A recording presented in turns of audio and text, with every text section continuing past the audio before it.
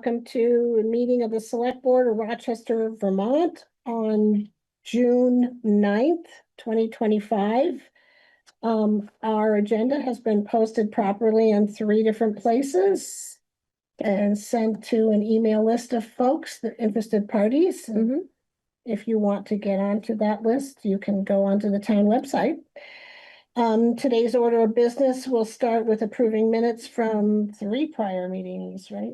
Yes. And report of officers, special orders and new business. And then we will move on to old business and which will be restricted to three minutes.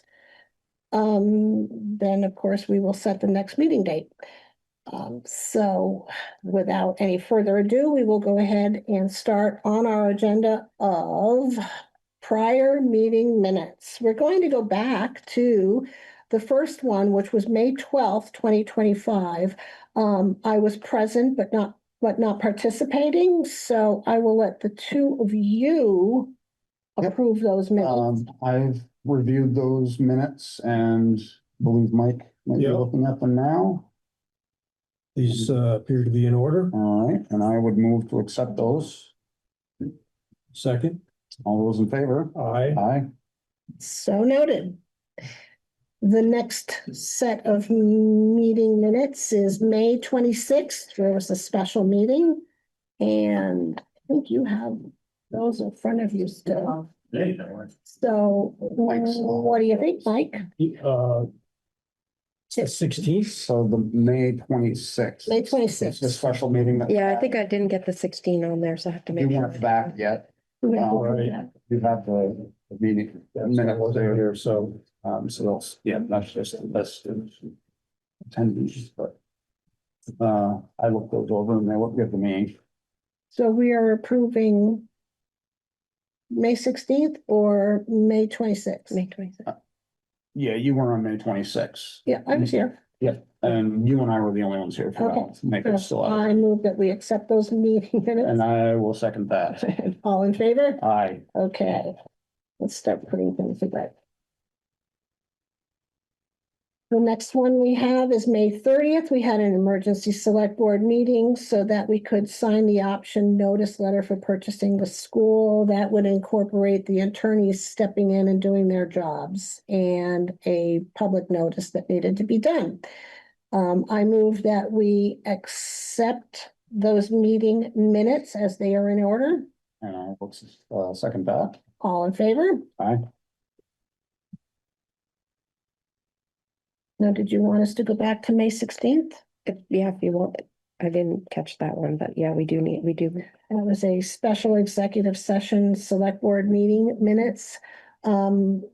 We were a discussion on VHI lease agreement details, so it was an executive session. There were not a lot of minutes taken during the executive session. So I move that we accept this very brief. And I would second that. All in favor? Aye. I think that cleans the slate for it. Okay.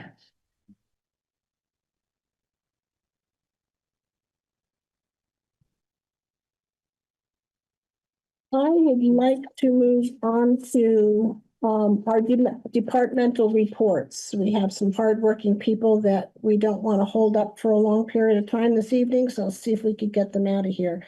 Do we have anybody from the library present? No, I don't have anybody on Zoom either. Okay, how about the highway department? Uh-oh. Hi, Koo. Do you have anything from the highway? Not really. Well, I get no news is good news, right? What's that? No news is good news. Well, Do we have a target? no worth reporting. Do we have a target date for any paving? Big thing is, I guess, we need to make a decision on a replacement truck for that 550. I understand we are repairing a transmission. Yes. Okay, okay. And so, I think that we need to put our heads together with your head and come up with a plan. Well, keep in mind in your plan, Mm-hmm. the new truck to be equipped is 18 months out. I remember that. You said early 2027. For what the offer of the trade is to maintain that truck, we're gonna be putting a lot of money into something. Probably as much money as what the trade is over the next Mm-hmm, year and a half. okay, I think maybe keep that truck and get rid of it when the new one comes into service. so you're Okay. saying not trade it in Not or? trade it. And get Mhm, rid of it, sell it, or trade it towards the next truck. Because of that 18-month timeline. We could conceivably put $30,000, $40,000 into a truck that we're gonna get 23 for on trade. And just doesn't seem right to me to be spending all kinds of money on somebody else's stuff. I had a suggestion about the town of Stockbridge having a truck for sale. That's what they did. I don't know what they're. I know they've got their old truck for sale. Yeah, that's what I'm saying. Would that bridge the gap at all? I don't know what they're asking for it or anything, and it might be gone Well, I already. don't know if we'd be gaining anything other than what we have now. Just thought I'd bring up the suggestion that I heard. I had thought of that, but I don't know if we're gaining. Mhm, mhm. We know we got a problem child now, but we know the problems of the child. Well, you don't wanna Hopefully start they're- new problems on another child. Hopefully this transmission guy is gonna be able to do more than what has happened in the past, which is Mhm, they've taken a part out, they put a new component in, but nobody's ever going right through gone it. into the component to find out what the issue is. That's why I took it up there. Mhm. Yep, okay.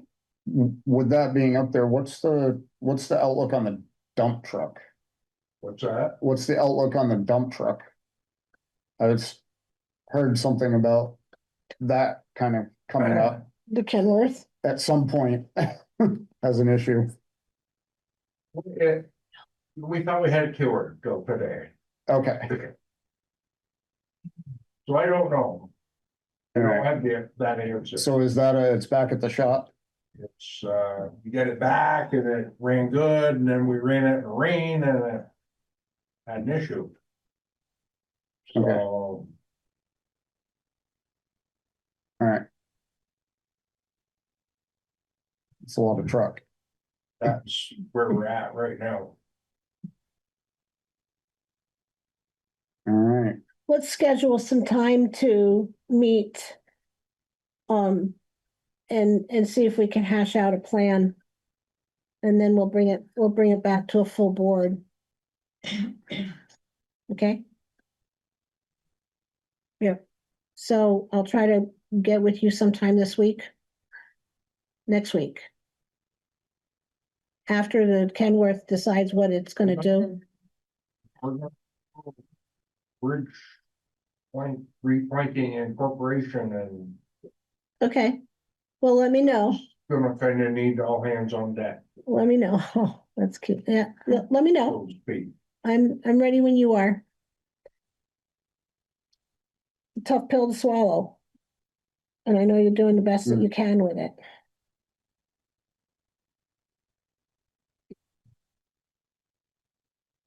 Utilities operator.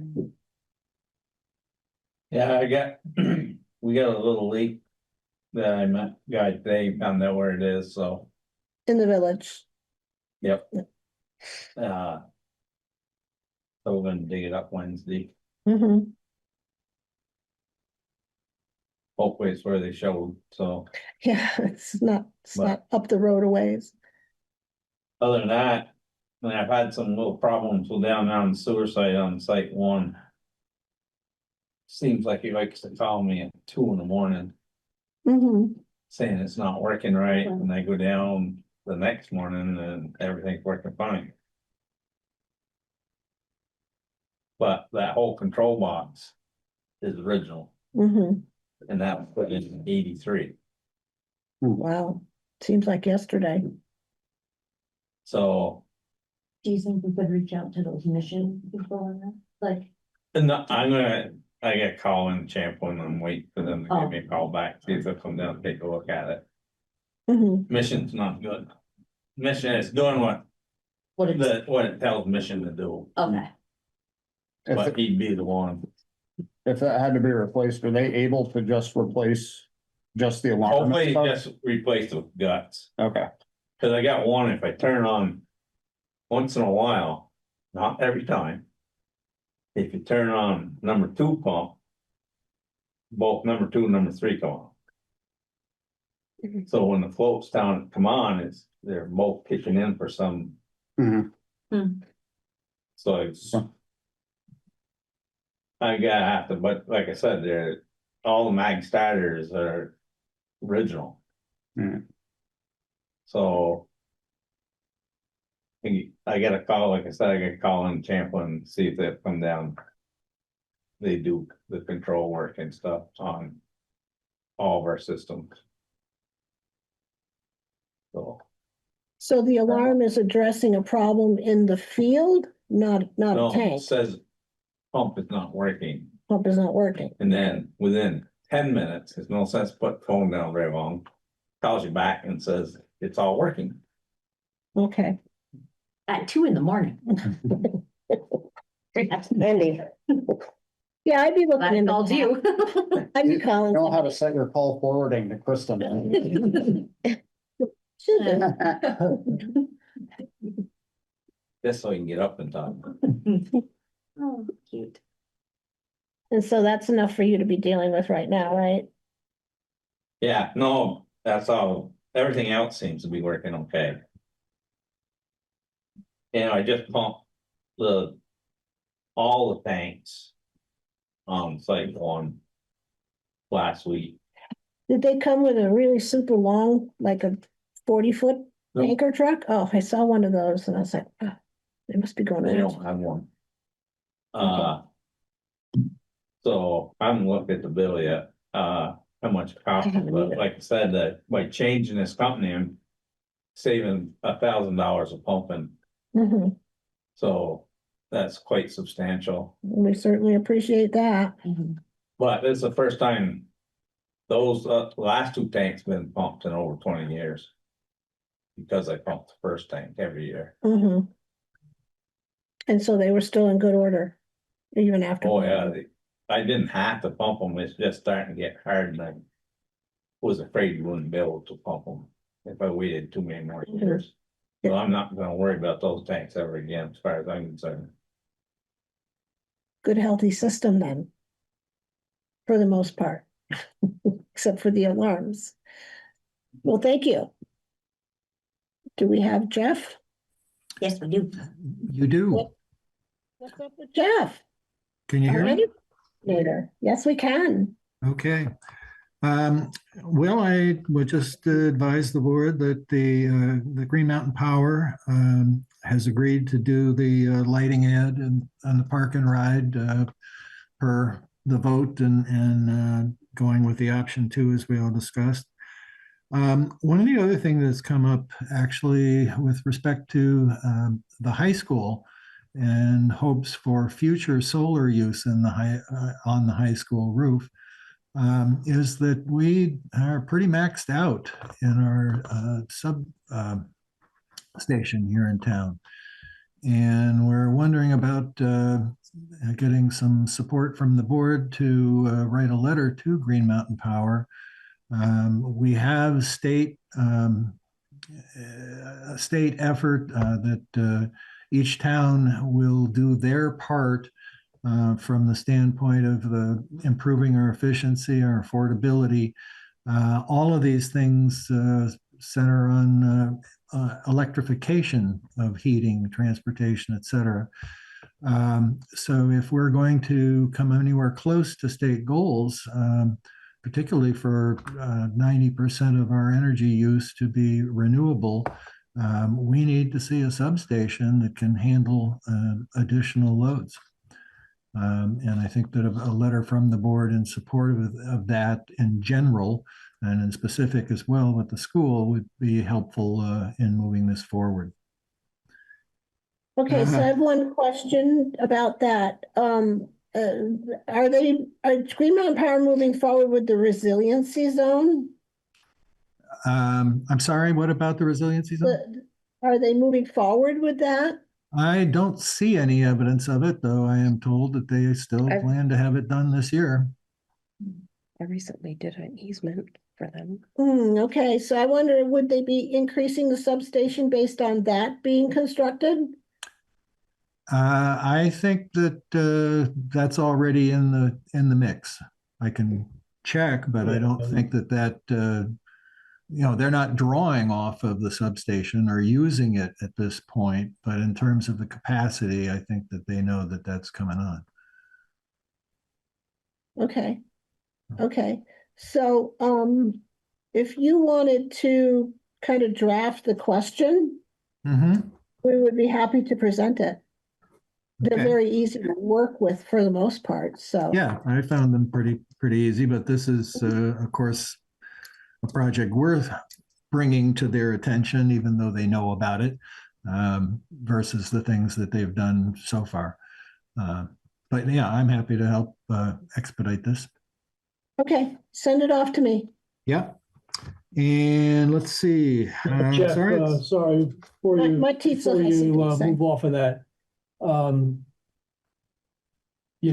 Pat, you weren't there. We had the meeting with VHI on this subject, very preliminary. But there was a discussion about possibly having a meeting with Green Mountain Power.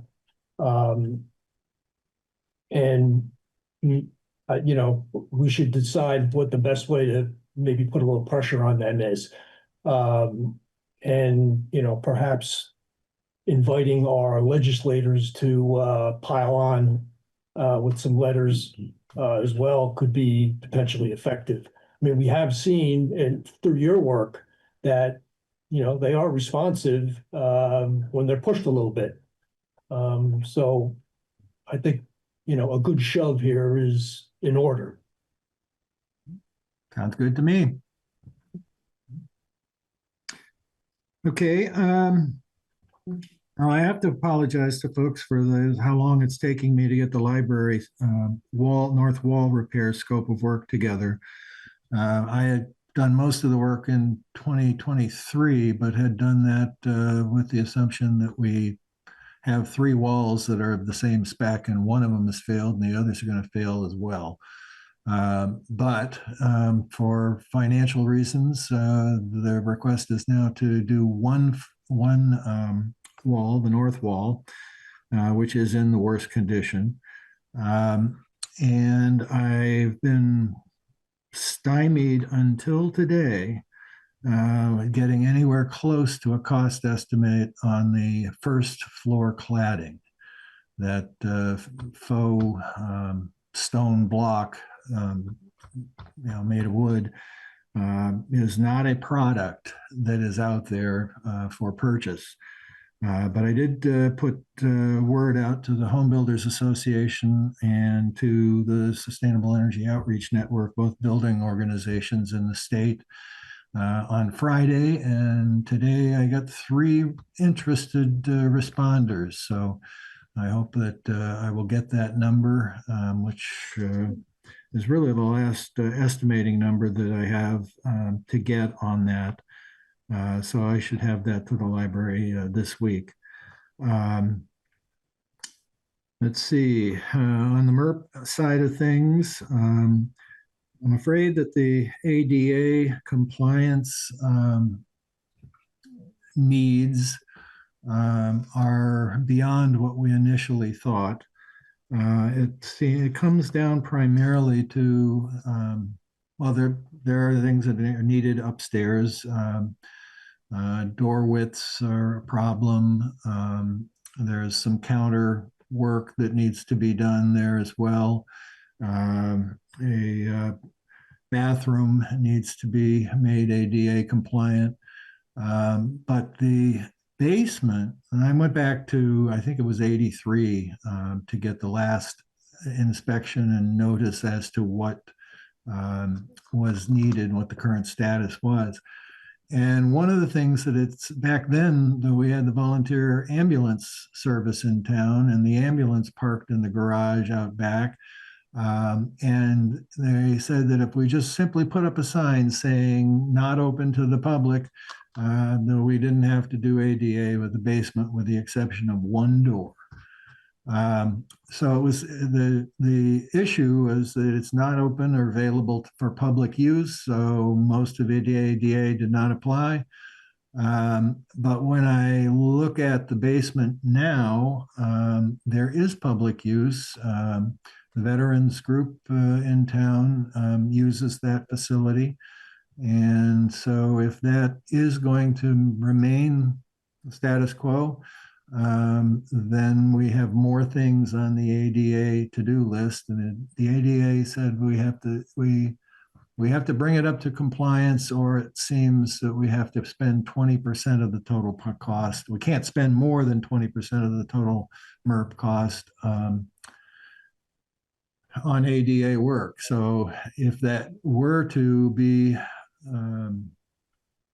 in excess of that limit, I guess they're saying you got to spend this much on the ADA and we'll let the rest of it slide for the moment. But I guess, we need to know whether we have to do more work in the basement than we were assuming because we're going to keep it a public space, or whether it won't be a public space and we can ratchet back on ADA work there. Jeff, that 20% number, is that 20% of the grant allocation for the town building or the total grant, including the other buildings? I don't know whether it includes the other building. I suspect that it would, but I can check with the state. Okay, I would just be interested to know if it's only 20% of what was allocated for this building. Mm-hmm. Or if there would be more potentially available. Yep. Yep. Good And question. as far as the town office, the R values or resistance to heat loss values are not as high as I would have hoped or wanted. I would like to see us have a completely electrified version of our heating and HVAC component. They did not provide that in their in the audit report. They call for either a pellet furnace situation or some air source heat pumps. They didn't specify how many we need, and they did specify a propane backup. With the system costs that I'm seeing on those two, I would like to, and I'm trying to get increased R values in the calculation to see if we can make the air source heat pumps actually do the whole job. And also take a look at a ground source heat pump at this point as well, considering the costs I'm already seeing on the other two system types. But I have to say, I'm not seeing a lot of support from the state on this. I've gotten no return calls from the auditors and or for the company that put out the audit report, not the auditors themselves. And really very, very little from the state at this point in time. Do we have a deadline on this project? We do. It's 2028. Okay, no need to panic yet. Well, I'm prone to panic because things can go wrong here. So, and everything is just going to go up in cost except the grant money. So that's let's see. So I'm looking on, we can put that one out to bid fairly soon, especially if we can get an efficiency upgrade for heating and cooling in the R values. Okay, Oh. well, Jeff and I had a preliminary meeting. Well, it was before the whole library thing intervened, and took away his availability. But perhaps Jeff, we can, meet again and pick up where we left off and address some of the issues that you're seeing. And, come up with a path forward. Love that. Yeah, I'm a little booked up this month, but maybe early July. Yep. Yeah, Great. and I'll have some things, but as far as the library work goes here, should I send that to everybody at the same time? Board members and library, who gets what, when? Does it matter? one of us should be noted on it, and then the library as well. I'd pick 2 point people, one from the select board and one from the library. Okay. And who for the library? Mike, you don't Yeah, have contact with that? I went on the walk with the historic preservation guy at the library, so I mean, I guess I could be the board representative for that. Mhm. Okay. And to Maya or to a board member on the, Laura Scoggin is the, Yeah, Laura Scoggin is the chair of the library. Laura Scoggin? yeah, we have her email now, right? Mhm. Yeah, we could We could- forward her email. Okay, thank you. Thank you. That's what I got. All right, good job. Okay, thank you and good night. Jeff. Now we're gonna hear from the repurposing high school committee. Do you have an update for us? Yes, a few updates. First of all, on the financing front, there was a meeting with the community development block grant granting agency last Thursday. I was not there personally, but I think Kristen was there and Pat, you might have been Was there there. yourself. I understand the meeting went well. We should learn in early July what the answer is in terms of if funding, and if so, how much. We have the grant proposals for $750,000. The agency received about $3 million available for $6 million of requests. And so let's see.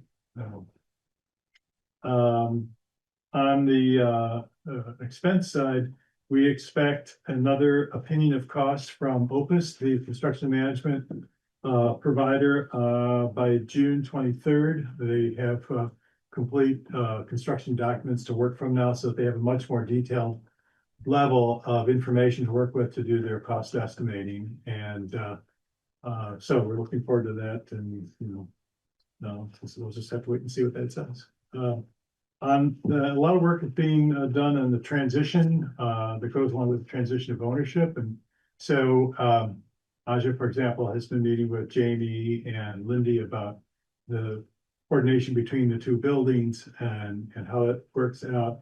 The clean out should be completed by the end of next week. Jamie has committed to one more dumpster, we're feeling. We got a lot more stuff to toss. And so there are volunteers who are going to be working on that. Tomorrow, Aja and Leslie Strauss and I will be meeting with Kristen and Julie, and Mike is going to be there to get into the details of how do we handle expenses and tenant revenue, and just make sure we know exactly how things are going to work. And so there's no confusion around that. Ask questions, and for example, the town needs to get signed up with GMP as a customer of electricity, and things of that nature are going to have to be put in place. So that's happening. Azure's also been working with the short-term rental requesters, Suzuki Week, summer program for kids, some music for kids, the players, theater camp. Annie Mackay has requested the use of the auditorium for a couple of events. So those kinds of things happen. And so far, so good. And if Ashley has anything else to add? No? Okay. I have one request from anybody that is in touch with Jamie Canarney about, he is supposed to be providing us with a copy of a septic tank report that was done in 2018. Okay. I asked if we could possibly have it before closing, and we're closing in on closing. So if anybody talks to him, they can remind him that he still owes this to Pat Harvey. Okay. Thank you.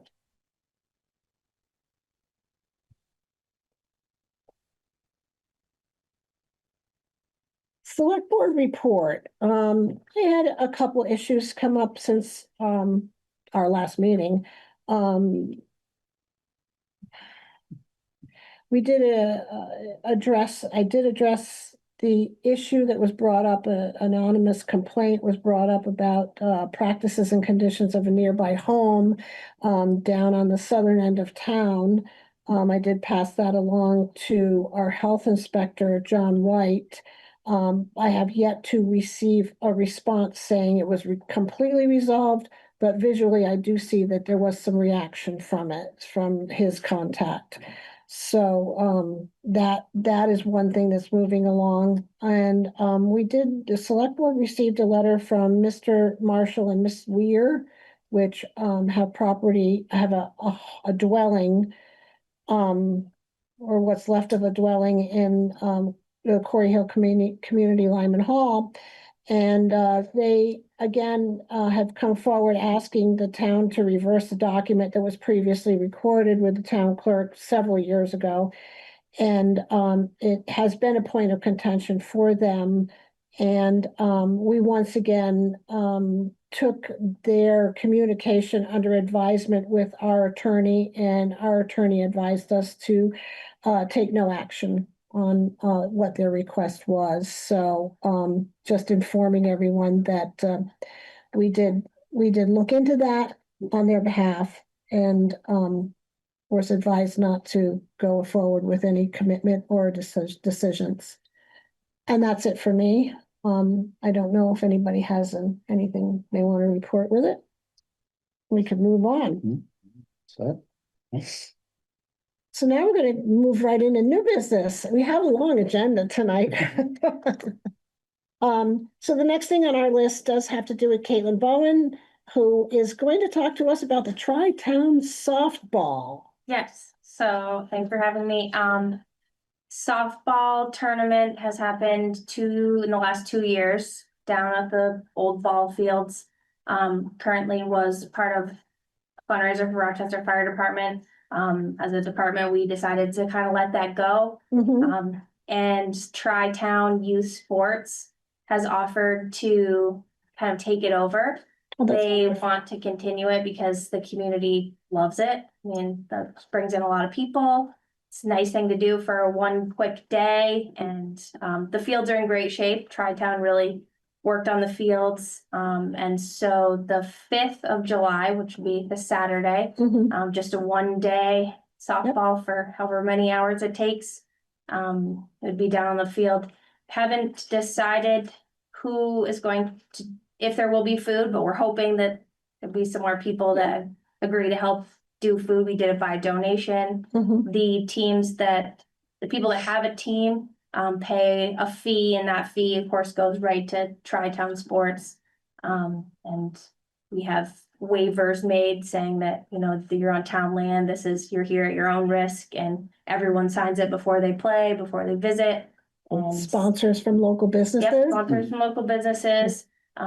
We make sure to clean up all the cans and all of the trash, and everything is picked up before we leave. And like I said, turns out to be a pretty good day of people in the community. But so you are speaking for Tri-Town? Yes. Yes. Okay. Yep. This is the 4th annual softball tournament. I feel like it might be 3. I think it's 3. 3? Yep. Okay.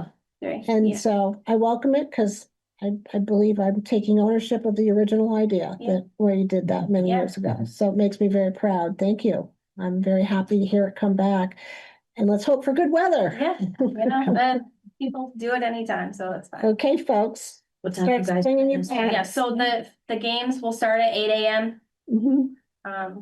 And you know, they'll Go go until when? go as quickly as they can. I think right now, you know, like last year, we didn't allow any more than, you know, 4 to 6 teams because that allowed the day to kind of go Mhm. and be done by, Mhm. you know, 5 o'clock and It not be doesn't there all night. fast Yeah, start. because you have to have people volunteer to and you know, Mhm. everyone's volunteering their time, so. Excuse Wonderful. me, could I ask a Yes, question? Martha. Yes, you may. Caitlin, I work for the Herald and I would like to put an article, I believe I did this last year too, put an article in the week before the tournament in the Herald. So if you could email me, the ladies there in the office have my email address. If you could email me something in time, I would need it by the Monday of that week you wanted it in that Thursday's paper. Sure, I can do that. Yeah, I would like to put something in. Thank you. Sorry. Well, I don't know, we need to approve that, but I think that I move that we, you know, approve the use of the ball fields for a softball tournament. I think we might have done that in the past, but I'll second. all in favor? Aye. It's a fun day. Make sure to stop down if anyone's Yeah. around. Anything that brings everybody That's in the right. town together and you get to see your neighbors and your extended neighbors is great. So there we have that. Well, now we have a presentation. Thank you, Kaylin. From the Rochester Housing Committee. And I'm going to hand the floor over to Deb, Sarah. The Housing Committee started basically from the Rochester Climate Initiative that occurred in December 2019. Originally, Sandy was the chair. We started meeting in 2020 and we continued throughout meetings since basically probably July of 2020. What we've done is we've put together some housing data between 2019 and the present time. Sarah Danley is from the White River Consortium. And she has been instrumental in helping us move forward with looking at housing and how to engage the community in looking at housing. Whether there is a need for housing, and if there is a need, what should be done about it. So I'm going to turn it over to Sarah to start the introduction, kind of talk about the history and then the data. Yeah, and then Deb will speak a little bit more about what the committee has been doing and what the current ask is, but since housing and work in housing can mean so many different things, we figured it'd be helpful to start with what the housing issues are that this housing committee is looking at and what we're seeing in this particular And if community. you could hold questions at the end, that would be great. All right, so Deb mentioned this already, but just to really briefly recap the history. So in 2021 to 2022, the Vermont Council on Rural Development facilitated community conversations for the Rochester Area Climate Initiative. I know a lot of you were involved in those. And housing was one of the committees that was formed out of that. Concurrently, at almost exactly the same time, the Rochester Selectboard that then existed had signed on to be a part of the White River Valley team for a program called the Working Communities Challenge, which was a grant and technical assistance program hosted by the Federal Reserve Bank of Boston.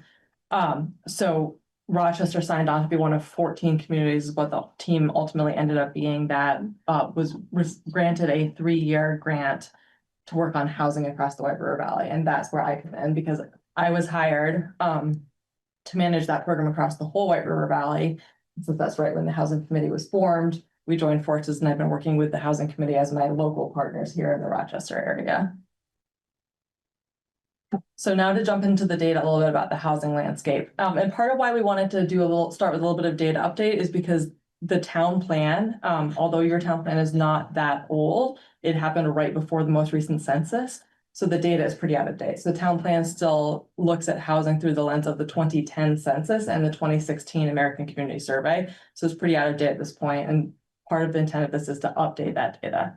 So your current town plan in the census data through 2010 shows this as the number of housing units. And you can see a pretty steady increase every decade since 1940.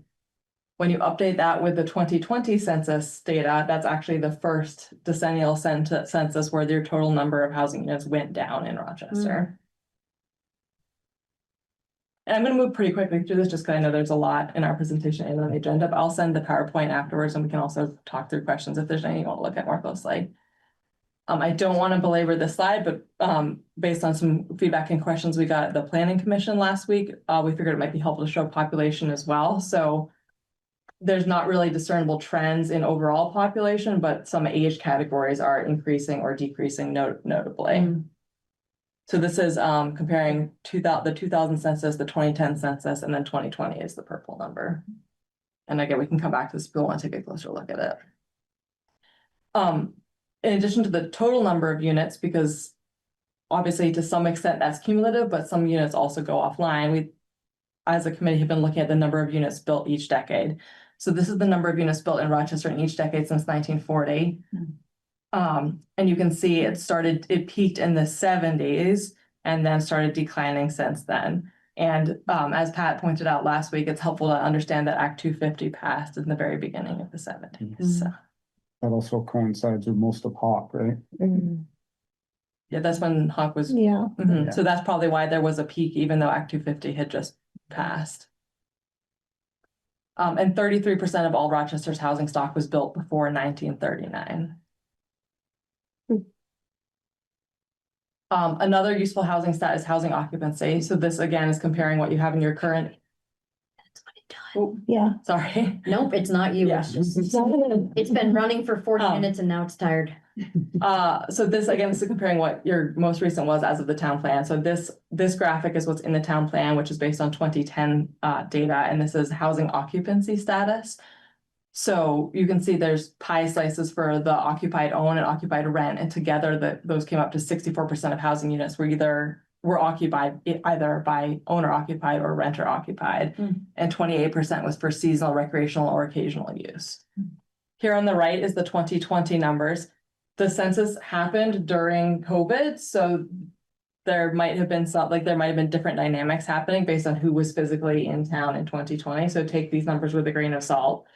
But the percent of units that were occupied either by owners or renters had actually gone up to 72.3%. And seasonal, recreational, or occasional use had gone down from 28% to 21%.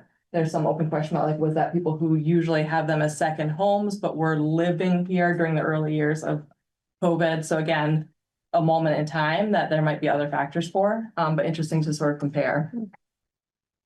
That's what I just said. The other really key piece that this tells us is that in 2020, there was only a 0.6 rate of units that were vacant because they were available to be rented. So for a healthy housing market, you're supposed to have a 5% vacancy rate so that people can move themselves around. And among rental units in Rochester, there was only a 0.6% vacancy rate as of 2020. So that really speaks to the inability of people to shuffle around, even if on paper there might be enough units of the right configurations for households. People aren't able to shuffle to find them. Sorry. It's okay. So another piece that the housing committee has been looking at is property sale. So there's a publicly available database maintained by the state of every property transfer in the state. I could say it fine on this. So the database it's not a sample, it's literally every transaction that's happened. So we looked at the data of every property transfer that's happened in Rochester from 2019 through late last year, which is when I pulled the data. And looked especially at parcels that had been used as a primary residence and what they became after they were sold, parcels that had been used as a second home and what they became after they were sold. So down here in the middle column is going to be the Rochester data, and then we also put a couple of other towns in for point of comparison, and I'll explain the color coding as we move through it. So here in this first row, this is all sales that had been used as a primary residence, and the color coding is what they became after they were sold. So the purple is housing units that remained as a primary residence after the sale. And the red is housing units that had been used as a primary residence, but became a secondary residence or seasonal home after the sale. And again, I put a couple of other towns in for comparison. So you can see Rochester and Stockbridge are comparable, but you actually have a higher percentage of units being converted to second homes than some of the other towns in the area like Hancock, Randolph, and Royalton. But there's also the reverse of that happening. So this row is parcels that have been used as a second home and what they became. And again, same coloring. So the purple is ones that became a primary residence and red is ones that stayed a second home. So you do also have a chunk of housing that had been used as a vacation home and is becoming a primary residence. And I'll show you how those two numbers compare on the next slide. And this third row, we don't have to get too into, but this is just parcels that have been open land. And this is not including working farms, it's just vacant parcels. And you can see a small portion of those are becoming primary residences, but not very large, especially compared to some other surrounding towns. So that was percentages. This is, I made sure to add the numbers in the top of the columns too. I'm sorry. It's fine. So this is pure numbers instead of percentages. So the columns in the middle are Rochester, and on the sides are the neighboring towns for comparison. So, oops, sorry. So these circled columns, basically that red one is ones that had been homes and became second homes, and the purple is ones that had been vacation homes and became primary residences. So in terms of numbers, you're actually seeing them pretty much even out. So one way to read this data is that in Rochester since 2019, they're mostly evening each other out. But Rochester has had 86 sales that either stayed a second home or became a second home. So one possible takeaway is that conversion of units to vacation homes doesn't seem to be driving the housing crisis in Rochester, but there could be an opportunity when those units are put up for sale to have them become more primary homes for residents. And then this is Patty, per your request last week, I did split out those transactions per Great Hawk and all other ones. So interestingly, I don't know enough about that to know how this drives with your experience, but slightly more outside of Hawk, slightly more, there is pretty even, but slightly more becoming second homes, and actually inside Hawk, more of them are becoming primary homes. Yes, sounds right. Yeah.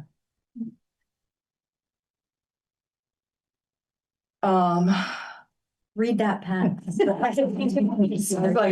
I need eclipse glasses to read it. So this is a slide just briefly looking at updating some of the rental numbers. So this is what, now they can tell, but this is what the town plan currently says.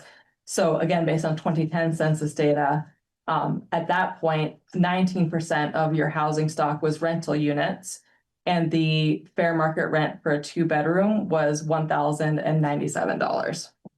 In 2020, the percent of your units that are rental units had gone down to 13.3% of housing units, and the fair market rent for a 2-bedroom apartment is now $1,301. The fair market rent for the smallest apartment, which is a studio apartment, is $1,124. So even a studio apartment fair market rent is higher than the fair market rent was for a 2-bedroom as of the town plans. Skip over that. Housing is generally considered affordable when the household spends 30% or less of total household income on housing costs, and that includes rent, but also utilities, taxes, insurance. And according to estimates from the 2022 American Community Survey in Rochester, in units that are owned with no mortgage, 22% of households, even though they own the unit without a mortgage, are spending over 30% of their income on housing. So that's those other costs like taxes, insurance. And 11% spend over 50% of their income on housing. So those would be considered severely cost burdened. In owned units with a mortgage, 23% are cost burdened, and 18% are spending over 50% of their income on housing. And in rental units is where it really jumps up. So in rented units in Rochester, 58% of households are spending over 30% of their income on housing, and 26% are spending over half of their income on housing. So we wanted to present this data really just sort of to broaden the conversation about how we talk about housing and housing affordability. The town plan references a survey from way back in 2012 that talks about development of specifically low income housing. And what we're talking, what the state, the region, the housing committee are all looking at now is more missing middle housing. So missing middle housing can mean a form of housing, so it's a term that means basically any type of housing in between a detached single-family home and a mid-rise apartment building. So cottage courts, ADUs, duplexes. And it can also mean missing middle in terms of middle income affordability. I didn't want to read these numbers out loud, and I realize you can't really see them. But when I send you the slideshow afterwards, this table is actually looking at 100% area median income for Windsor County and what the cap would be for that 30% on housing. So you can kind of see it. I know you can't read it really well, but this has a row of what a monthly cap would be to not be cost burdened by housing, and then also what an estimated affordable home value would be. Yeah, and you can kind of read that. And that's what we have on housing data to sort of lay the context of what type of housing we're talking. So when we came together as a housing committee, one of the things, we realized is that there had been a lot of property transfers, COVID was still kind of happening, and people hadn't been able to come together or socialize, or new people in town didn't know what services were available, so we did Hey Neighbor at the firehouse. And the purpose of it was to get volunteers for different committees and groups in town, to introduce people to all the services that are available, and also to be able to welcome people to the town. The days of the welcome wagon and going house to house is not gonna, it just doesn't happen anymore. And it was very successful. We had, I think, about 120 people that showed up and came through. They got library cards. They found out about transportation. It was successful. We tried to do it a second year. We picked the wrong time of year to do it, definitely. I mean, the first year we did it in March when folks really did not have a lot to do. Second year we did it in a beautiful day in April, and everybody was busy. But the vendors that came really connected with each other, and I think it really helped to kind of have everyone be aware of who to reach out to if you needed something. Next is yours, Sarah. Yeah, so just to briefly speak, so the housing committee here in Rochester has also had the opportunity to liaison with the rest of the White River Valley that I support through the Working Community Challenge program. So on the left here, we have an example where the White River Valley Consortium brought state level folks from the Agency of Commerce and Community Development, the Vermont Housing and Conservation Board, and the Vermont Housing Finance Agency down for a multi-stop tour in the White River Valley, and the Rochester Housing Tour kindly gave them a tour of your village center to talk about what these housing challenges are really looking like on the ground in our smaller communities. And on our right, Beth Kennett, who's the other co-chair of the group, was able to participate in a White River Valley Consortium luncheon with the president of the Federal Reserve Bank of Boston on her first ever visit to Vermont, which was very fun. And Beth Place to and I go. meet with the by Zoom with the Bank of Boston once a year to go over progress made with the consortium and where we're at with things. And it's been very helpful. They understand that having someone like Sarah to help us figure some things out.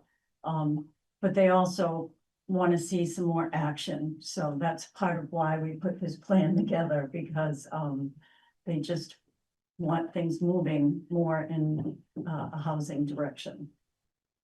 The next thing we did was we created a do-it-yourself home creators brochure that kind of brought together all the information that someone might need if they wanted to have an ADU at their house, or turn a single family home into a duplex, or home share.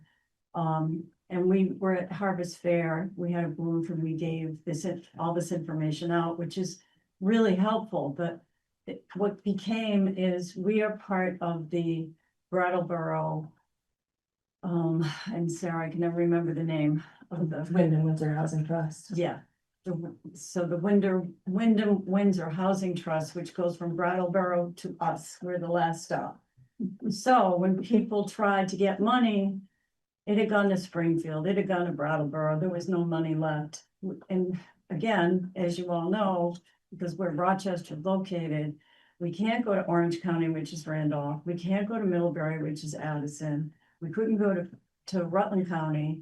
So the people were kind of stuck not being able to get some money. And, you know, some people still did, because all of this money that you might get does have some hooks with it. You know, they don't just give you the money and say, do what you want. They changed it a little bit. They can give you up to $50,000, and they've changed it so that you have to rent it at an affordable rent for 10 years.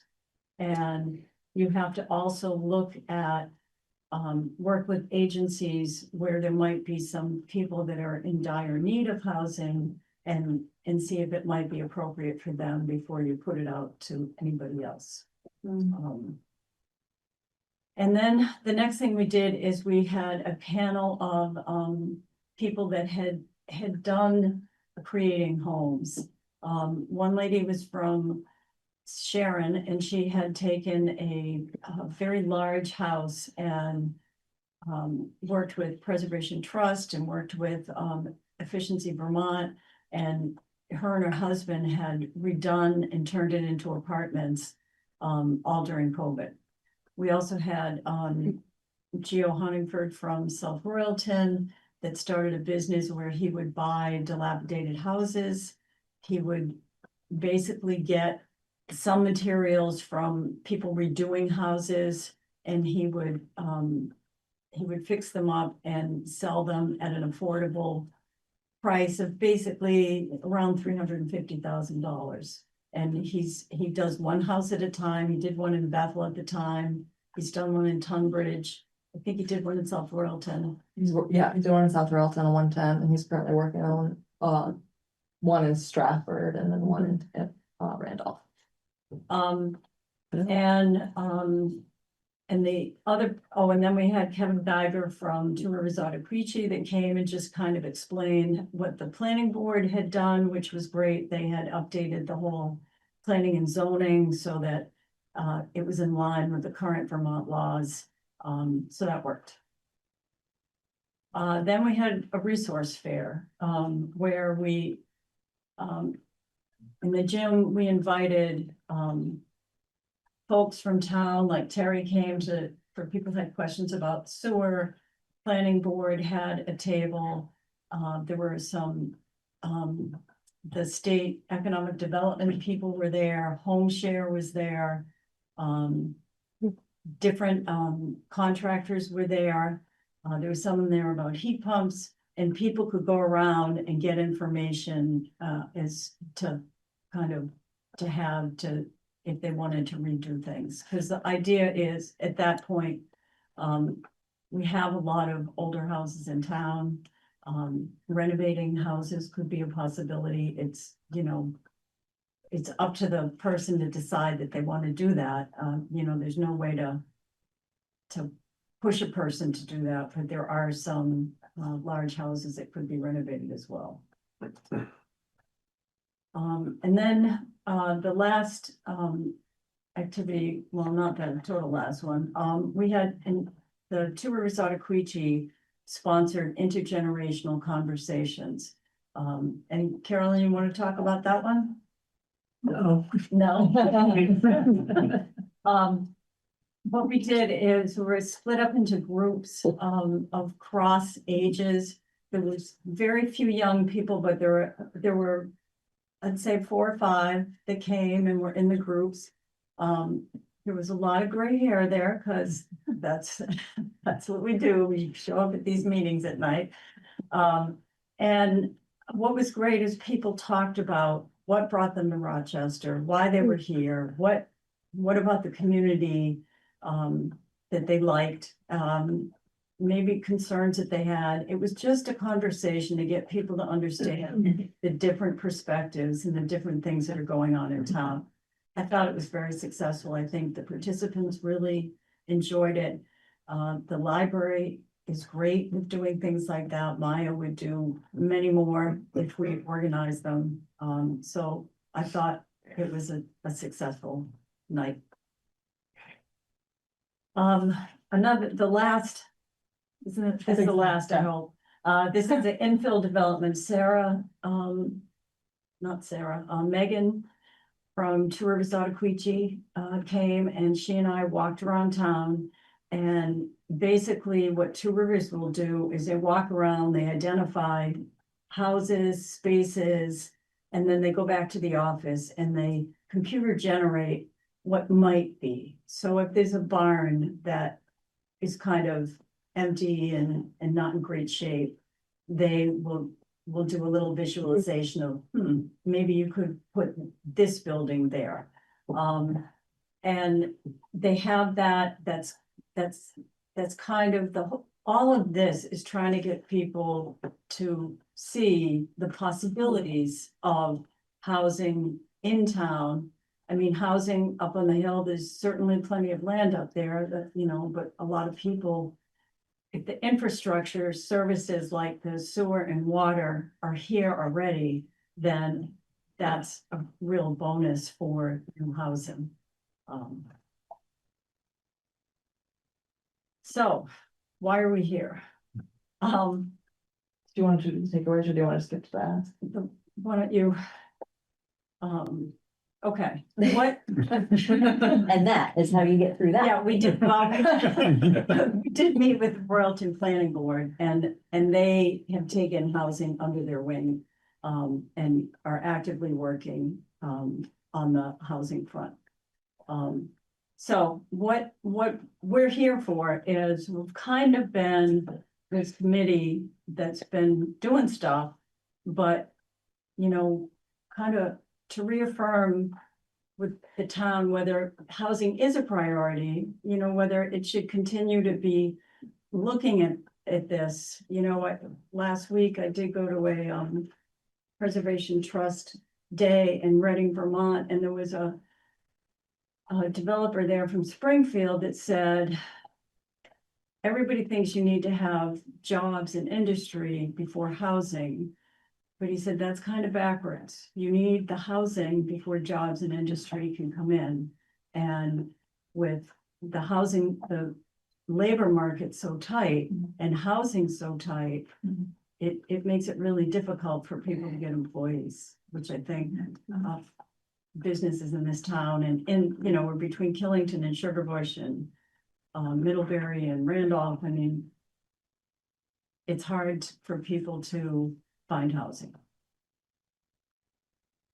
And if the select board feel that this should continue forward and we should be looking at housing and figuring it out, then someone on the board to be kind of the point person and to kind of connect with us and kind of, and I know you guys have a lot on your plate, so I mean, that's why we're here asking rather than just assuming that it's going to go forward. And then the one thing that's really hard is, like, even when I was walking around town with Sarah, or if we reach out to someone to talk to them about housing, I mean, I don't want to misrepresent myself and say, well, I'm doing this for the town, because I'm not. I mean, I'm doing, you know, it just kind of would make more sense if it was some type of more official committee, so that when you talk to folks, they know that it's just not an individual person that's going around doing this. And Formal recognition. yeah, and just to invite any recommendations that we have for the select board to consider it, to kind of see. And one thing that I don't think we've really found out, and every expert we've talked to has said, you need to make sure that the townspeople see this as something that's needed and that they support it. Otherwise, no matter what you do, it's gonna fall apart. And I think that that's kind of where, and at this preservation meeting, the town of Reading, the way they suggested that you do it is, you know, have many community events where you ask people their opinion and ideas before you present some idea. You know, like, what do you want? What do you see? You know, what are your needs? I know that several businesses in town have felt a real pinch of not having a labor force. And some have called the state, some have just kind of tried to figure it out on their own, but that might be something where, you know, if it were more public, they could get together and talk about it more and kind of figure out about the housing issue, because we are between two pretty big ski areas and the affordability at either end is not good. So. So you're basically looking for a contact liaison kind of person? Is that what we're Yeah. understanding? Okay. I actually started with you guys back in 18 or 19. Yeah. So I would be willing to jump back into that. That's actually one of the reasons I'm sitting here right now, is I could see back then that this day was coming. That this is kind of a subject that is gonna come basically to a stone wall. That we just need to navigate around.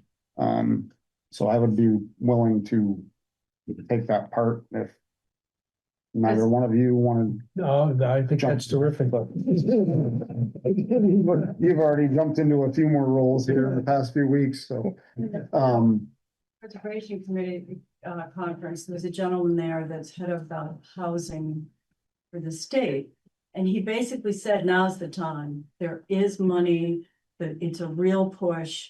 We're at a critical need because our population, and when you look through Sarah's slides, the population, the new slide that she put in with the population and the ages of people, we need people. And so they were very enthusiastic with offering help to move forward. I do have a couple ideas that have come to mind since we first talked. And I was wondering if there was any funding that you could look around for and develop a program that would be a tax incentive program, so that there would be funding so that we could offer a reduction in someone's property taxes. They've had programs like that to start new businesses and things. So the same type of concept, so that if there was someone that did want to develop their property, that we could offer I'm pulling numbers out, but a 5-year tax reduction incentive for them to do that. And I think part of the problem is getting people interested in pursuing this. They have the space, but they're like, nah, what's in it for me? Rent eventually. But perhaps a little extra incentive that the town would be reimbursed by an organization or something to, fill in the gap.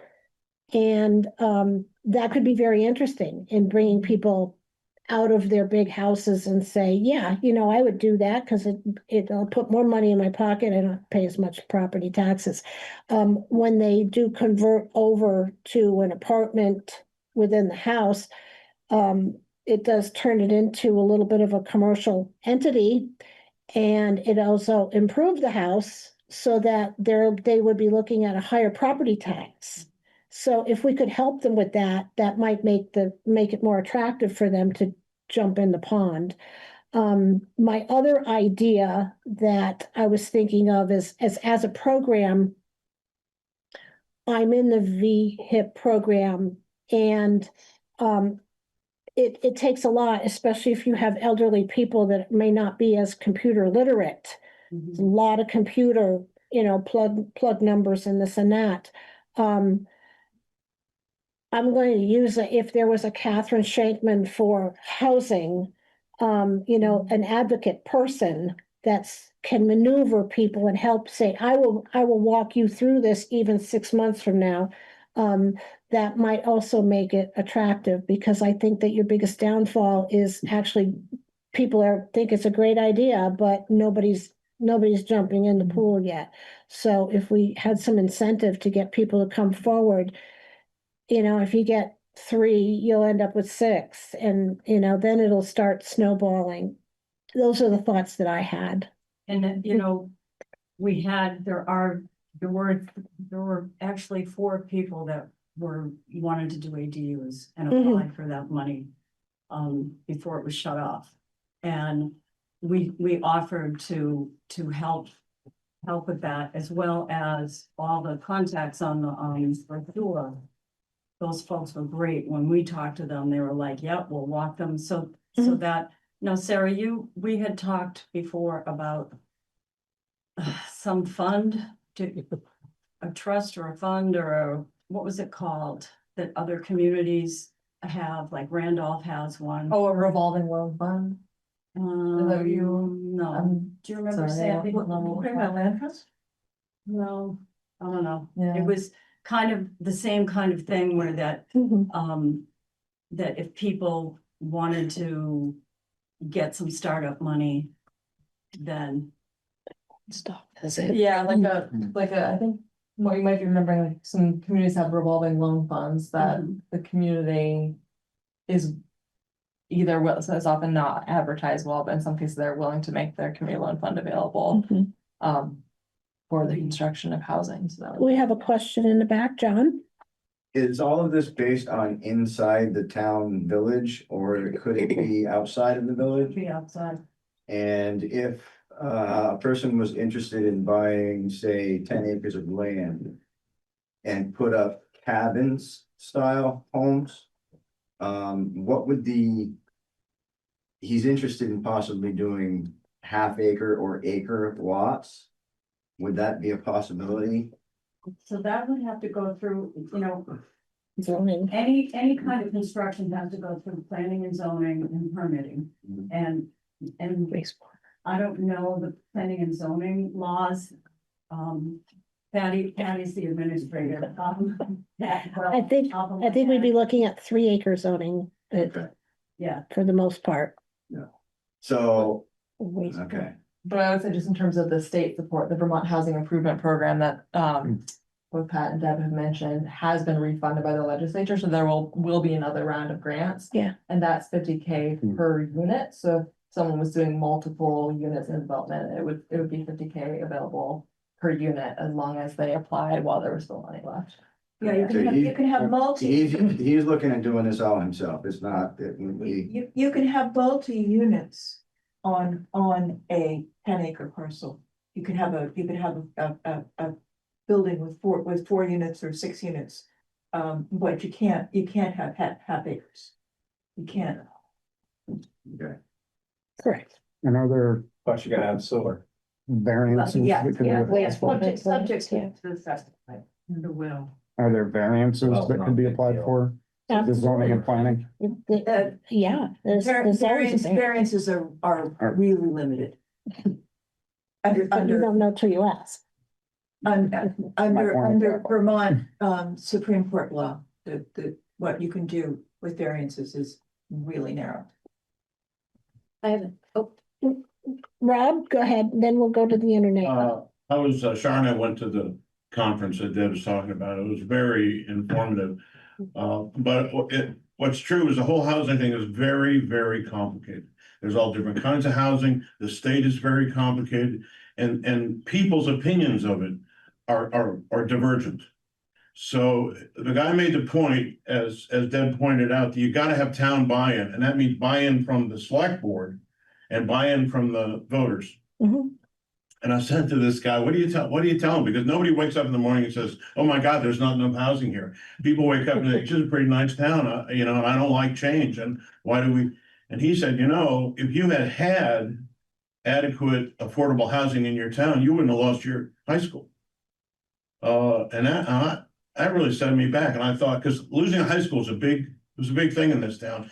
Had there been enough of these affordable houses, and I look at a population chart of Windsor County by age from the 2010 census till now, and there's these two bulges in them. The bulge of the 20 to 40-year-olds leaving and the bulge of the 65 plus coming. It was very dramatic, and they really stick out. They really show that. So for the town to really thrive, you've got to get these young people my age aren't of much help to you. We're entertaining, but we're not of much help to you. So the housing is really important. But should we be doing individual little units? Should we be looking at a development like Bristol did?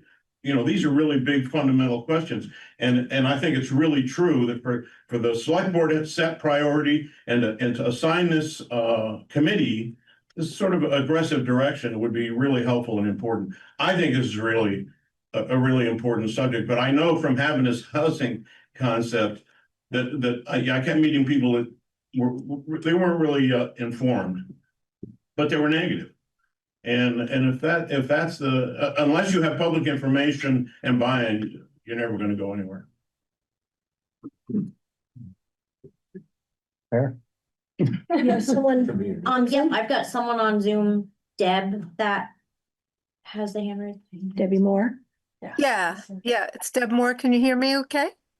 Yes, we can. Oh, good.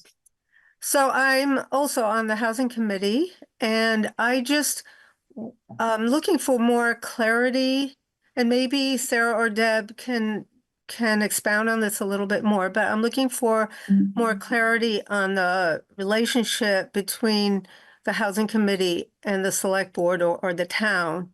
And Deb did say that, you know, we just want more recognition or that kind of thing, but I feel that it should be more clear.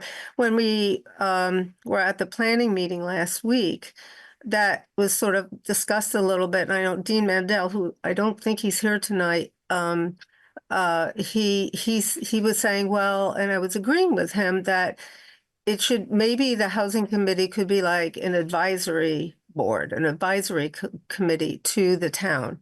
And so that's kind of how I would see it, that the housing committee would do all the hard work involved with any issue, housing related issue that comes up, and then would make advisements to the town. And so that the town doesn't have to just, you know, duplicate all of that work because the housing committee did that. So I think in order to do that, there needs to be some kind of, you know, official recognition kind of thing. And I think, I don't, maybe Deb or Sarah want to talk a little bit more about that, but I just think it's really important to get clear on, for us on the housing committee, what we can do and what all that, you know, so that's all I want to say right now. I believe when the housing committee was first formed, they came to the select board, you know, looking for a blessing to be a committee. So technically you are already a subcommittee?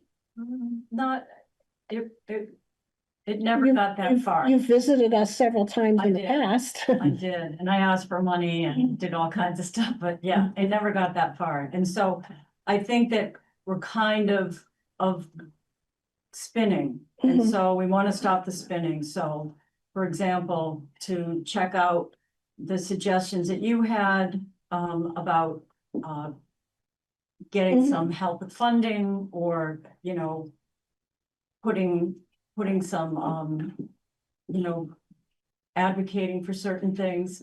But I think also, I think that with maybe Chad working with us, we can get even more like focused as to, okay. And then you have the connection with the select board that way as well. And you know, what direction. I think we are taking that step, Deb, to answer your question. So, yeah, I really see it.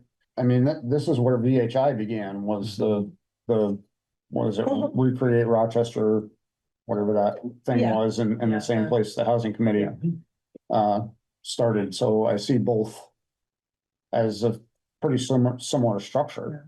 And I do have some would probably say aggressive ideas about housing, that I haven't really had a chance to banter with these two about. Since technically we're not supposed to be in the same room and we haven't even been in the same state now for close to 3 months. So that's coming. And we'll, for now, I mean, I think you guys are a committee representation. And we move forward like that and see what we can hash out. And we'd also like to get more members and switch the meetings to late afternoon, evening meetings, so that younger people that work can attend these meetings and we can get some younger people on board. Because right now, we're in that age bracket of Sarah's climbing. Sometimes it's just very simple that people need to be able to trust and really feel that they can get the truth. And if there's just too many things going in too many directions, it becomes very confusing. But Yeah, I think clarity is really important. in this Did we kind of- break some ground tonight? Yeah. So, Can I ask Sarah a question? Yes. So is there a way to determine how many houses you need? Like you need, Oh, we talked about that. Yeah, we had talked with the planning board. South Royalton is doing a feasibility study. It was, yeah, so one of the suggestions that came up when we spoke with the planning commission last night was sort of this question of how do we have better estimates of what housing needs to be created?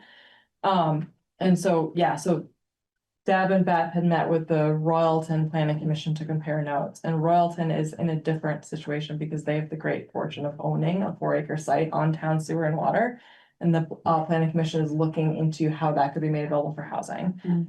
They do have that advantage of owning a site, but that doesn't mean that there aren't lessons to be learned from how they're approaching it. And they just received a municipal planning grant to fund a housing feasibility study to do the market research and a little bit of preliminary site design research to figure out how much housing could be built there that the market would actually need. So that was one idea that came up to get a really precise figure was this town could also consider going after municipal planning grant to do a similar sort of housing and I study to did, get full targets. I did see Megan at the preservation meeting, and she said that the next round of grants for municipal grants is in the fall. So that's one thing we could be working on is to put in, she works with tours out of Queechee, and so she would be bringing the people to do the feasibility study. there's state money for this kind of stuff. But you just sort of have to know what you're asking for. You have to have focus and really have to know what you're asking.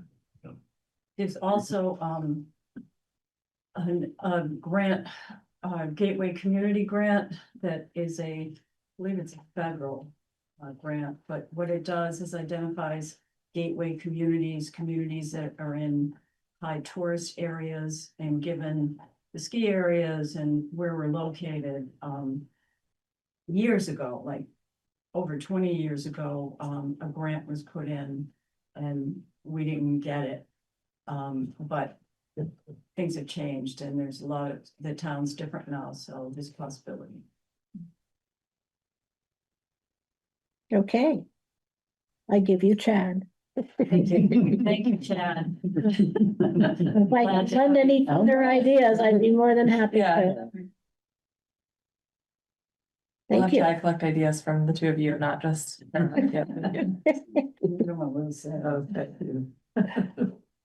this is so important. Yes, it is. It is very important for the future of our town. And speaking of that, the next thing on our agenda is the current finances of our town. We're moving into, I have reviewed the April 2025 treasurer's report.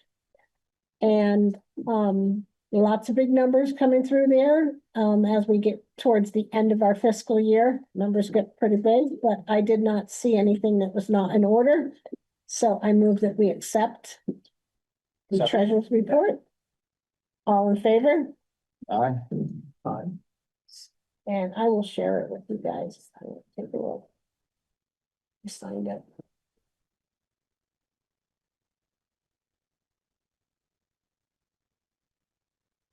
Now we're just going through some business here. The next thing on our list is first class liquor license for Maple Soul. So I'm thinking it means liquor license. Yeah. And so, we just have to note it because it was that way on the agenda. And, so. Yeah, no, I'll put it over here like this.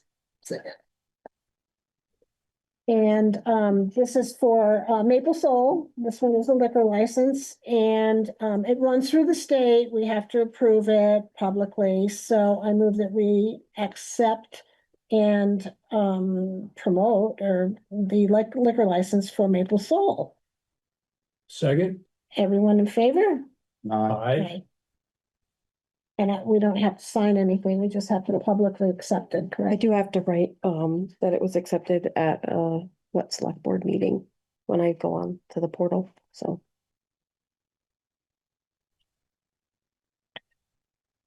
We do have a driveway cut application. Driveway cut is someone that wants to put a new driveway in and connect it to a town road. So there is a permit that gets presented to the select board, not necessarily the planning board for that. And so, this particular one is located at 66 Access Road, which is the paved part of the road that leaves Maple Hill and goes up to Austin Hill Road into Great Hawk. There's been a good amount of little development going on in what used to be big meadows there. And so I think this might be the last lot that is now going to be developed in that area. And there was a notation on here because we run them by John Champion, the road foreman, and he has a good material final say about whether it's acceptable or not. And I do want to read that the existing ditch is not deep enough to accept a culvert at this time. Applicant must ditch minimum of 50 feet from both inverts of the culvert. So there's a culvert where the driveway goes from the road in, but John feels as though the drainage should be improved on both sides of it because it is kind of on a sloping hillside. So, that being said publicly, we can go ahead and inform the contractor of such. And, I would say with that notation there, we can go ahead and approve this. Because John will be watching. Just one question, is that as you're going up the hill, is that on the left side? As you're going up the hill, it's on the right side. It's on the right. The driveway actually is already cut there. You can see where it is. It's right in the middle of the meadow. There's one down on the edge of the meadow, and then you continue up right in the middle. It pops in here. I don't want to talk There's about that. officer there already. Yeah. I was just trying to orient myself there. I will second that. All in favor? Aye. Aye. That's not a big ask. I get to drive up there every week, so I'll keep an eye on that one. And so will John Champion. Now here's something fresh and new on our list. Orca Media requests event coverage for our summer concert series. I'm going to read the message that I have here. Dear Rochester Town Office, I am Sean Temple with Orca Media, Montpelier's local community media center. I'm reaching out to see if you'd be interested in having Orca Media film and air the Rochester concerts in the park on our public access channel, website, and YouTube. We're going great here. We'd love to help give the local community more access to such a vital event. If there's a better person for us to read, let us know. If you're interested, please fill out the request event coverage form below to officially request our services and provide us with more information. This is kind of cool. I was speaking with our cameraman earlier, and he said that they do this for a few other towns, Mount Pelier being one of them. So I guess our little tiny town of Rochester is pretty honored to be included on the list. That way, people that are homebound, or have small children that don't want to run around the park on Sunday night, can access it and watch it on YouTube. It would be great if the camera would just kind of go around and show the park and the community, everyone that's there, not just focus on the band itself, my suggestion. And so I move that we do accept this. Is there any further discussion about it? Does anyone not want us on? Just a question, if bands that are performing, do you get their permission to? Yes.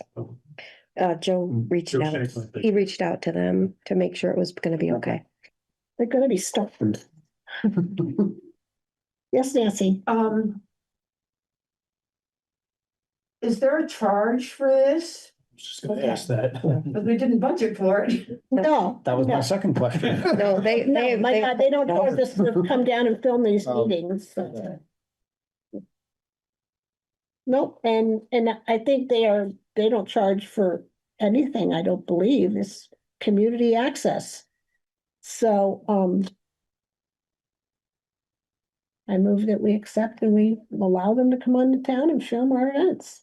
I'll second Okay, all in favor? it. Aye. I Aye, think it's great. we'll fill that out. We'll be able to see the concert that we were out of town for. Yeah, or You will. I dial in and enjoy it live. Yeah, I don't think there's a signature required on this. Nope. Okay. Okay, back to business. Permission for delinquent tax collector to abate all unpaid tax amounts under $5. We do have a little bit of a list going on, but the bottom line of everything here is $28.31.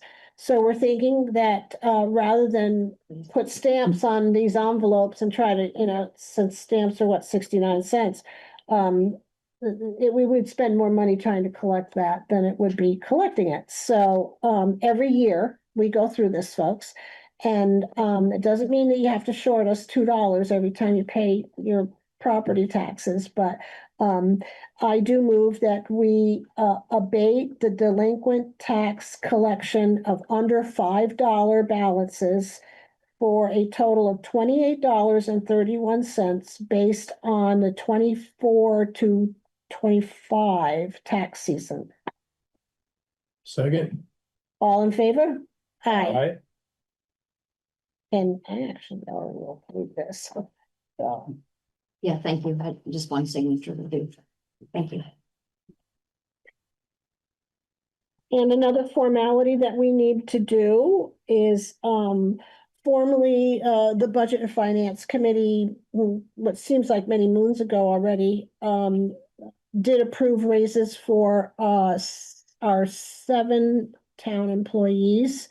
And without revealing what the pay rates are and all of that, I do move that we go ahead and approve the pay rates that were proposed by Budget Finance and have been approved through the town meeting budget process. And this just solidifies it. So I move that we accept the pay raises for the 7 town employees. Second. Beginning of July. Beginning July 1st, yeah. All in favor? No, Aye. Aye. I'll let you second all the ones that mean spending money. I won't jump in there. This one is signed by all of us.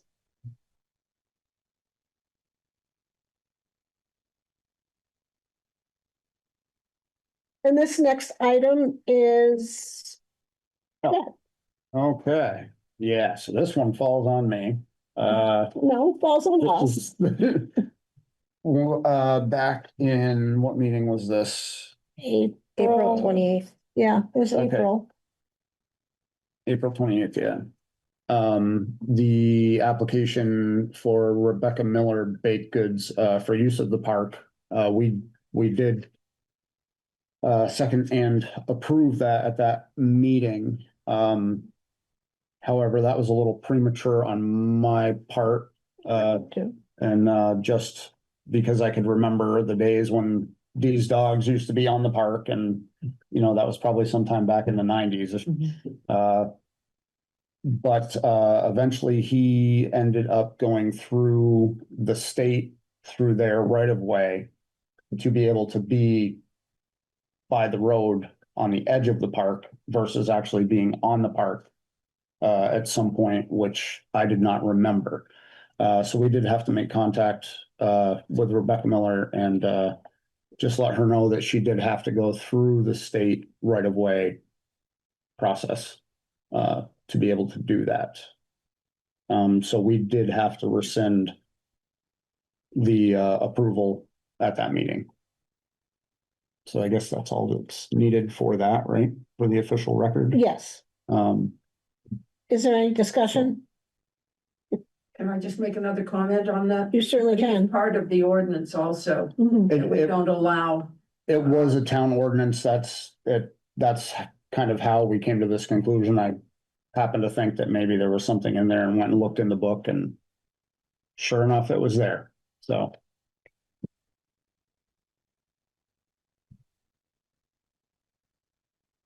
Here we come with another, this one is a liquor, second class liquor license for Valley Grocery and Liquor, formerly Max.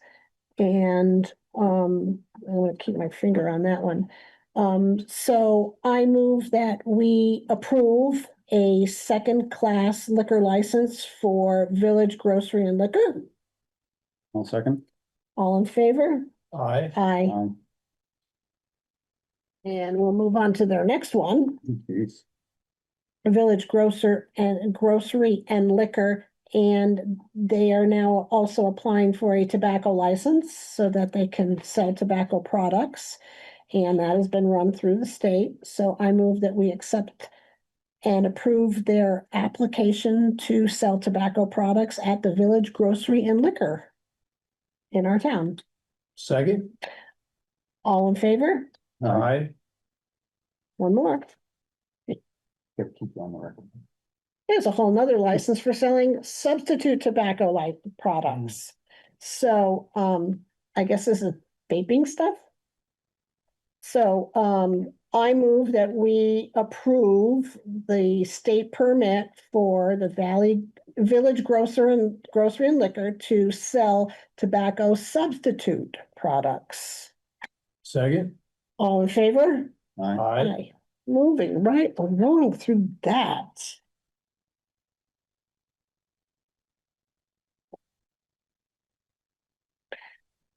Next on our list, we're getting there. We have an application for use of the town park. This one is dated for the 4th of July, and the organization applying is Pierce Hall. The person is Becky Donay, and this is the 4th of July chicken barbecue and 50/50 raffle. Set up and serving a chicken barbecue dinner and the selling of 50/50 raffle tickets on the park. I'm not sure that applies, but chicken grilling and all the food prep will be done at the Pierce Hall, so there won't be chicken grease on the park after they're done. There might be a little skin on the ground here or there, but the cooking is done across the street. This is for the community and also a fundraiser, so I move that we approve the application for the use of the town park on July 4th. Second. All in favor? Aye. Aye.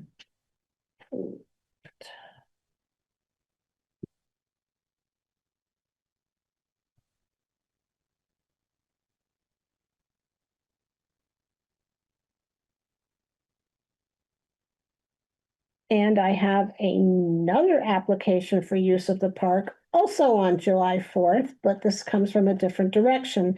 This is use of the Riverside Park for the beginning and ending of the Pierce Hall Ridgeline 5K Run Walk event. This is an annual event as well. It will entail a registration table, 2 banners, parking not in front of the fire station, and a brief prize presentation around 10 a.m. for the first few runners or walkers. This is also a fundraiser, and it is sponsored by the Pierce Hall Community Center and managed by Becky Donay. Anybody has any questions, they can call her. And is there any discussion about that? Just to have them go through behind the fire station that day, because we're gonna be out there with trucks and stuff washing, and it's not safe. Point. No, she does say not in front of the fire think they do station, go. but They go to, they start down and they go in back. No, they don't. Well, they did last year. No, they didn't. No, they ran right, they ran right through the, I remember them coming Trucks. back through. I didn't see the start, but. yeah, they started out They, there, I do. That would be good. And. just for safety Should reasons. we, I can approve it with comments. should we just verify that the town plows and stuff are out of conflict with runners? Oh. And such that are, What, do you want me to go move them? sure, I mean, you can pick one up, right? Well, I'm just, on a side note, just to check in with Cooter and make sure that those things can just be shifted all to one side or something. So there's no, plow versus runner. Yeah, I'm sure. he Accidents. moved them off the site, so they had a 4-foot runway. So Yeah, just something to avoid. I can do that. He won't hit me. I don't think. Yeah, I got that. So we're going to approve this with a notation of the entire event takes place behind the Correct. firehouse. Okay.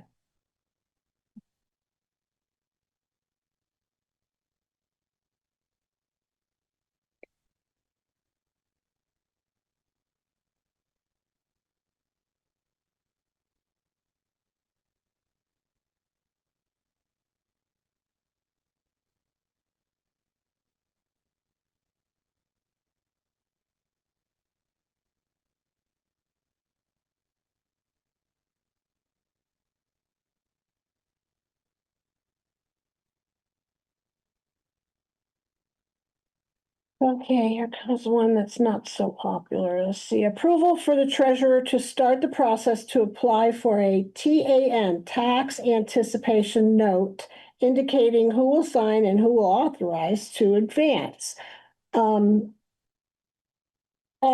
The amount of time between the May 15th tax payment that we receive and the August 15th tax payment of the first next year, is a little too long.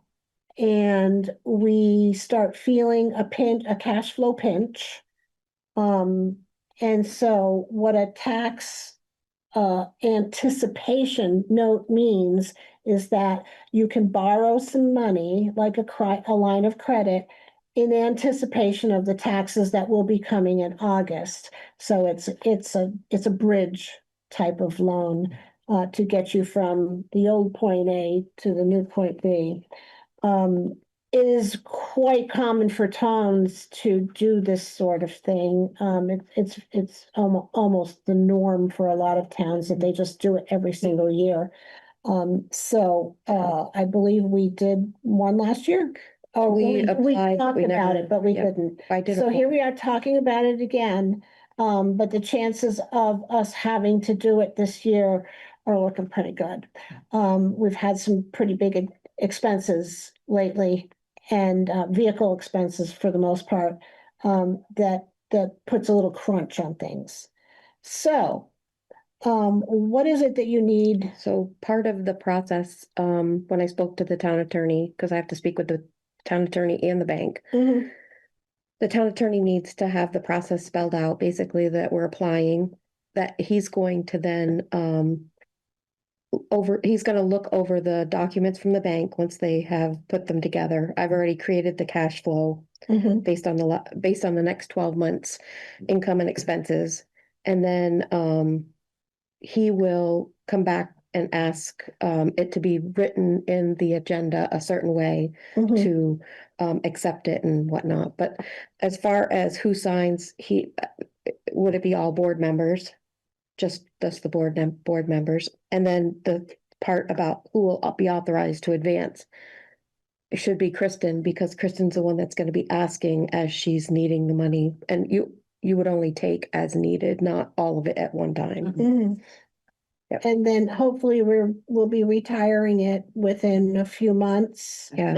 And at the end of that period, the select board would like to have a report of what was drawn and when, and that way, looking in years ahead, we could anticipate what would be needed and perhaps try to budget for that if we ever could. The other part of this that makes this pretty much happen every year is that when we get to May 15th, we have unpaid taxes. So that uncollected taxes doesn't help us by getting through until August. So there's always that little bit that we need to kind of bridge it. And do we know, and we talked a little bit about this before, but do we know what those rates are looking like now? I don't at the moment, but I could find out. Okay. Yep. And let you know. Yep. Is there a certain banking institution that you'll be working with on this? I do go through Mascoma just because they're the easiest. But I can do other, yeah, and they're used to it. But I can check elsewhere if you. And they have most of our data, our reports there, because our accounts are with them, so. Mhm. Do you know what the rate's gonna be? I can find out and let you know in the morning. Yeah. I think it's at the time that we apply, so it'll be, yep. Okay, so is this something we have to approve with Kristen as the Mhm. signer Correct. or let's say, what are we assigning her to? She would be the one that would do the advances from the account. Advance, and then we have From to the sign the final. Yep, Documentation. the documentation will be coming from the lawyer. We'll get more like instruction from the lawyer who will have it written out on the agenda, exactly how he wants it to be written. Okay. As far as how it's signed, how much, whether, and because he has to provide an opinion letter to the bank for that loan. Okay, so I move that we move forward with the application. We will be given the information on interest rates, although I'm not sure that it would change our mind about it. It's just be for information only, but we move towards a tax anticipation note. And we also move that Kristen Lapel can request advances as needed. And I think that's it. Second thought. All in favor? Aye. Aye. And one other note, because last year we had applied for the TAN. And we were able to, with tax money coming in, we were able to make it through those months. We never took a draw. So this may be the case again, just so you know. It's just to kind of give us a little bit in case we need it. They want to start sleeping at night. Exactly. I was just merely asking about the percentage rates just because, of, I guess, being aware that this does cost us money to have to borrow money. So. Maybe we'll get lucky like we did last That was year. my motive. It was close. Yeah, I know. Did it. Yeah, well, we did have some discussion about the structure of how our tax payments come in and, what other avenues can we do to alleviate it? And, we really didn't come to a whole lot of conclusions. I think the town kind of likes the 4 installment payment that we currently have. And, to start changing it would just be chaotic. So it's best that we deal with it here rather than anybody else deal with it for us. I don't think anything there Well, we tried. by any means We tried. would need to change, but. Tried.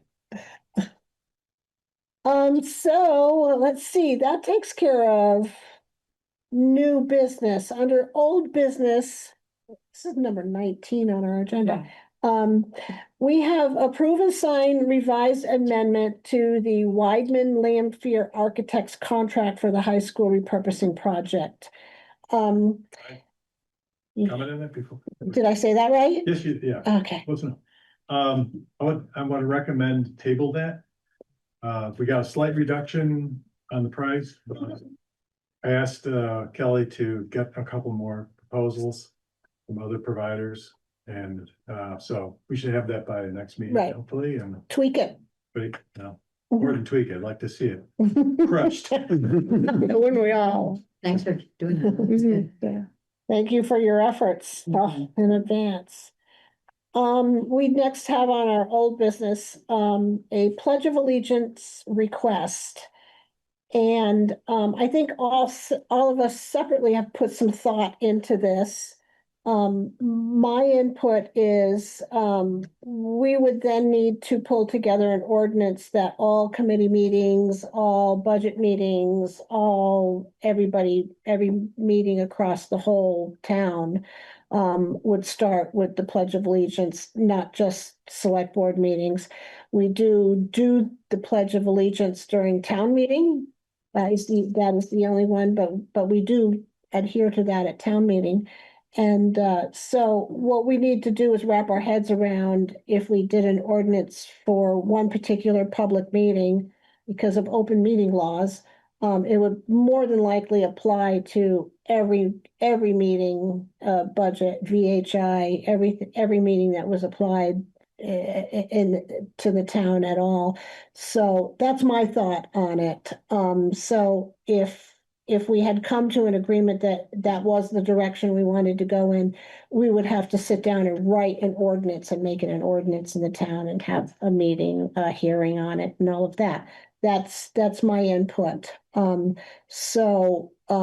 We also could possibly, instead of making it an ordinance where it was a requirement, we could simply ask all of the committees and all of the boards, if they so wanted to volunteer to do the Pledge of Allegiance, we would support if anybody chose to do it. So I have select brothers here that perhaps have some input as well. That's just my input. Well, my view on it is still that in this day and age, this is a very politically charged subject. If we were to adopt this in what is essentially a business meeting, we're essentially a board conducting business for the town. We're not actually a formal town meeting. We are very much making a political statement with that. And honestly, in the political climate right now, I wouldn't want to venture into those waters currently. Yeah, I see it the same way. And there's even some issues within the state right now that are controversial around this subject, particularly down in the southern part of the state. I agree with Chad that we're here to conduct the business of the town, and that's all we're here for. I can accept that. Hopefully that satisfies your request, John. Yeah. And so the last thing that was on our list was further discussion on purchasing a new truck for the highway. I think that I'd like to table that because we agreed to have a discussion with John Champion, and it's a moving target. It seems like every time we meet, it's going in a little here and a little there, and they're all broken. And so I think that we need to get with John, get a plan, and present what we think. These vehicles have become quite pricey over the last 20 years. Yeah. They doubled in the last 5 years. And so we are going to have to, and we have been financing them because interest rates were very low. Interest rates are higher now and seem to be sticking around at that level. So, we may have to stop, drop and roll to find out how to put the fire out that seems to be just starting to burn around us when it comes to vehicles. Whether we consider, leasing or fleet financing, or just go back into the old days of funding reserves. Any of those are going to affect the bottom line on affect our line of taxing. And we have been working very hard to try to keep our tax rate as low as possible so that we could attract new people to come to our town. And so I'm not sure if the writing on the wall, we're eventually gonna have to, pay the piper, but this is something that is going to be quite a serious thing to be looking at, especially when we get into our budget and finance. And I invite everybody to come to the capital planning hearing that is coming up, and you will all get to experience what I'm talking about. It's gonna get very hard to run a town going forward. But in the meantime, we will have a discussion with John about this and see if we can come to a plan on how we would go forward for the next 3 trucks. So that is enough discussion about tabling something. Now we are ready for public comment, correct? Any public comment? Hi, Nancy. I just was reminded after seeing Carrie McDonald's announcement, or I guess it was her request in Front Porch Forum about a new person to cover the recreation sport director position. And it reminded me of our budget meeting where she had sent us a letter, sent the budget and finance a letter asking for clarification on the reduction of the budget. And I thought there was supposed to have been a letter sent to her, and my question now is, was there one? Not to my knowledge. What would the letter have been concerning? Exactly. To budget and finance was dealing with the reduction in their budget, the recreation budget. Okay, what was Youth- that youth about? sports. Was that about youth sports not getting their typical Yeah. $2,000? Yes, it's Okay, And we talked about it in. she was caught by surprise quite late about the reduction. She wasn't aware of it. yes, I think that's snuck through when since that was voted through at town meeting, really can't do No, anything about that with a separate vote, correct? He no. was looking for an Definitely not. explanation. Just She wasn't. Okay. Basically. And I'm not aware of a letter that was returned And or an email. I think in our budget meeting, we suggested that they use. And I think thought it was communicated to Norm. That they use their reserve account. So I'm just asking whether. This was ever Yeah. sent to Harry, Not yet. and now she's leaving. I think I do have her email address handy, though. I can get it if you need it. Mhm. Thank you for the reminder.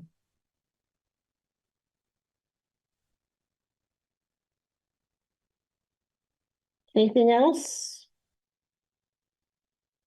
Public comment? John? John? Can you give me the planning and zoning meeting nights and hours? It is the first Tuesday of every month at 6:30. So the next meeting is July 1st at 6:30 in the evening. And that's both zoning and planning, is the same? Yes. Thank you.